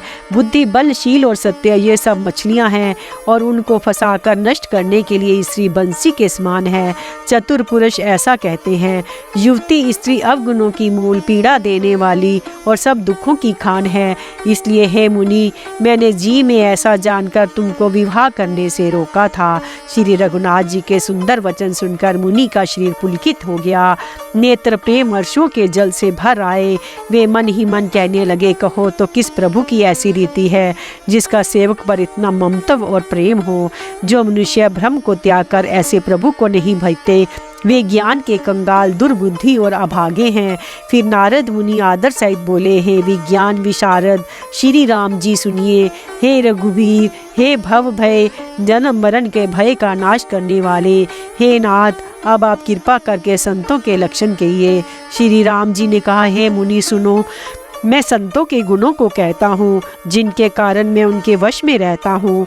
वे संत काम क्रोध लोभ मोह मद और मत्सर इन 6 विकारों दोषों को जीते हुए पाप रहित कामना रहित निश्चल स्थिर बुद्धि अकिंचन सर्व त्यागी बाहर भीतर से पवित्र सुख के धाम असीम ज्ञानवान इच्छा रहित मिताहारी सत्यनिष्ठ कवि विद्वान योगी सावधान दूसरों को मान देने वाले अभिमान रहित धैर्यवान धर्म के ज्ञान और आचरण में अत्यंत निपुण गुणों के घर संसार के दुखों से रहित और संदेहों से सर्वथा छूटे हुए होते हैं। मेरे चरण कमलों को छोड़कर उनको ना देह ही प्रिय होती है, न घर ही। कानों से अपने गुण और सुनने में सकुचाते हैं, दूसरों के गुण सुनने से विशेष हर्षित होते हैं। सम और शीतल हैं, न्याय का कभी त्याग नहीं करते, सरल स्वभाव वाले होते हैं और सभी से प्रेम रखते हैं। वे जप तप व्रत दम संयम और नियम में रत रहते हैं और गुरु गोविंद तथा ब्राह्मणों के चरणों में प्रेम रखते हैं। उनमें श्रद्धा क्षमा मैत्री दया मुदिता प्रसन्नता और मेरे चरणों में निष्कपट प्रेम होता है तथा वैराग्य विवेक विनय विज्ञान परमात्मा के तत्व का ज्ञान और वेद पुराण का यथार्थ ज्ञान रहता है। वे दंभ अभिमान और मद कभी नहीं करते, भूल कर भी कुमार्ग पर पैर नहीं रखते, सदा मेरी लीलाओं को गाते सुनते हैं, बिना ही कारण दूसरों के हित में लगे रहने वाले होते हैं। हे मुनि सुनो, संतों के जितने गुण हैं उनको सरस्वती और वेद भी नहीं कह सकते, शेष और शारदा भी नहीं कह सकते। ये सुनते ही नारद जी ने श्री राम जी के चरण कमल पकड़ लिए। दीन बंधु कृपालु प्रभु ने इस प्रकार अपने श्री मुख से अपने भक्तों के गुण कहे। भगवान के चरणों में बार बार सिर नवाकर नारद जी ब्रह्मलोक को चले गए। तुलसीदास जी कहते हैं कि वे पुरुष धन्य हैं जो सब आशा छोड़कर केवल श्री हरि के रंग में रंग गए हैं। जो लोग रावण के शत्रु श्री राम जी का पवित्र यश गावेंगे और सुनेंगे, वे वैराग्य जप और योग के बिना ही श्री राम जी की दृढ़ भक्ति पावेंगे। युवती स्त्रियों का शरीर दीपक की लौ के समान है। हे मन, तू उसका पतंगा न बन, काम और मद को छोड़कर श्री रामचंद्र जी का भजन कर और सत्संग कर, सदा सत्संग कर। मास प्रायण 22वां विश्राम। कल युग के संपूर्ण पापों का विध्वंस करने वाले श्री रामचरितमानस का ये तीसरा सोपान समाप्त हुआ और नई कांड समाप्त।